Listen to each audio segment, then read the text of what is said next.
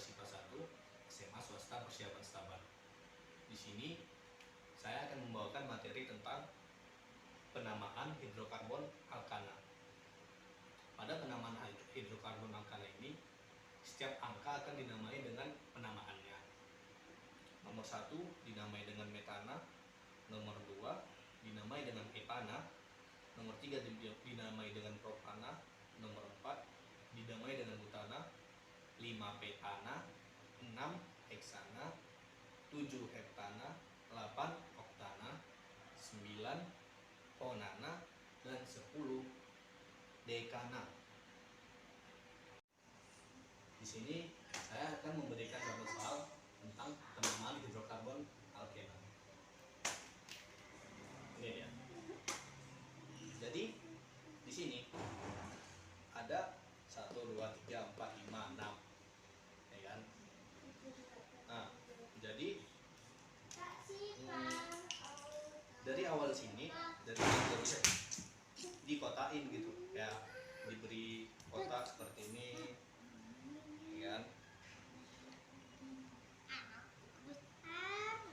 Terus diberi nomor di setiap rangkapnya. Sel ini 1, 2, 3, 4, 5, 6. Karena di sini berjumlah ada 6 rangkap, maka dinamakan sesuai dengan penamaannya, yaitu heksana. Sebelum itu kita lihat dulu terlebih dahulu. Di beberapa angka ada yang mempunyai anak. Seperti di angka 4 itu mempunyai anak 1, yaitu C2H5. Dalam penamaan ini C2H5 itu dinamakan sebagai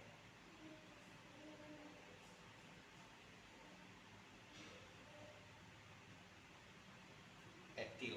Sedangkan CH3 dalam penamaannya dinamakan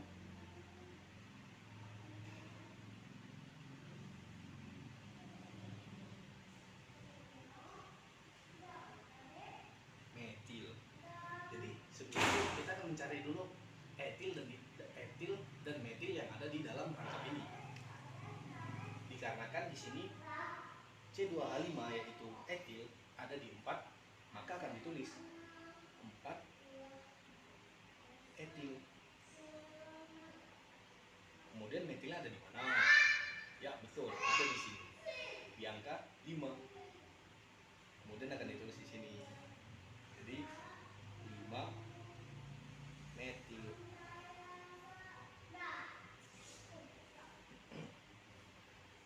Jadi kembali lagi ke awal, yaitu kan dikarenakan di sini ada 6 rangkap, maka kita akan kembali ke penamaannya, yaitu penamaan dalam hidrokarbon alkana 6 yaitu heksana. Jadi bisa dibilang di sini 4 etil, 5 etil heksana.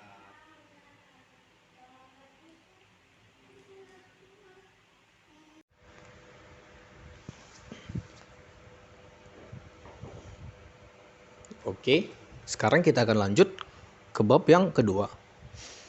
Selanjutnya kita masuk ke materi mengenai bab minyak bumi di bab 2. Di sini saya akan menjelaskan proses terjadinya minyak bumi dan dari zaman manakah minyak bumi terurai.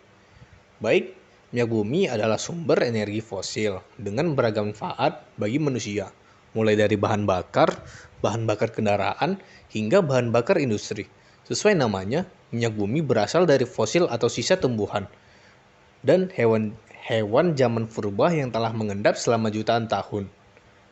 Nah, dikutip dari Energy Education, cadangan minyak bumi yang tersedia saat ini terbentuk dari beberapa zaman tahun yang lalu, yaitu zaman Mesozoikum, dari zaman 252 hingga 66 juta tahun yang lalu, sebanyak 70%, dan zaman Kenozoikum dari sekitar 65 juta tahun yang lalu, yang terbentuk sekitar 20%. Dan yang terakhir pada zaman Fazoikum sekitar 541 sampai 66 juta tahun yang lalu, yang terbentuk selama 10%. Dikutip dari laman National Geographic, pembentukan minyak bumi bermula dari ganggang serta plankton yang mati dan mengendap di dasar laut. Di dasar laut dangkal, seiring waktu, mereka terkubur dan hancur di bawah jutaan ton sedimen. Selanjutnya, saat laut berubah mengering, muncul cekungan kering bekas lautan yang disebut dengan cekungan sedimen. Jauh di bawah dasar cekungan bahan organik terkompresi di antara mantel bumi dengan SU yang sangat tinggi. Berikut adalah penjelasan dari saya tentang bab 2 mengenai minyak bumi. Sekian. Oke, di sini kita memasuki bab 3 mengenai materi tentang termokimia. Langsung saja ke contoh soal tentang termokimia. Diketahui ada delta FONH4HCl sebesar negatif 10 kJ per mol. Nah, ditanyakan persamaan termokimia untuk reaksi pembentukan NH4Cl. Untuk menjawab soal ini, kita harus tahu dulu persamaan termokimia adalah persamaan kimia yang dilengkapi dengan harga delta H. Kemudian dalam termokimia, jumlah 0 itu menunjukkan jumlah koefisien dan delta FO itu adalah delta H pembentukan 1 mol senyawa dari unsur-unsurnya pada keadaan standar. Yang dimaksud standar di sini pada keadaan suhu 298 Kelvin dan tekanannya 1 atmosfer.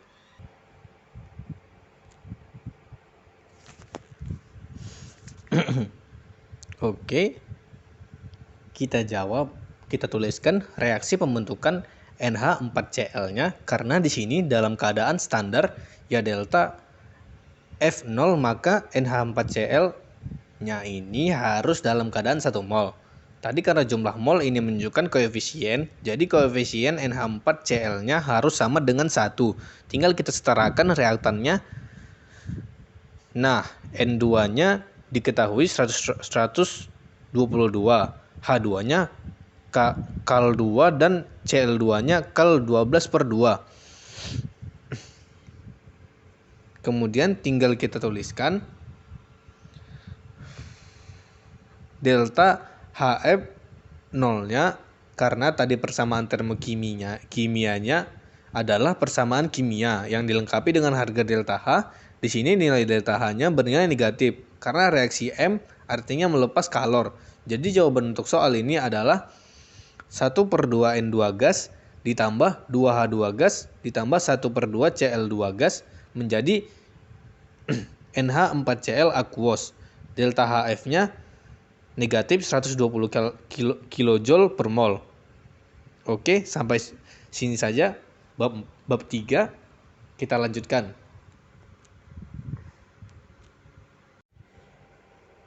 Oke, di sini kita lanjut mengenai bab 4 tentang laju reaksi.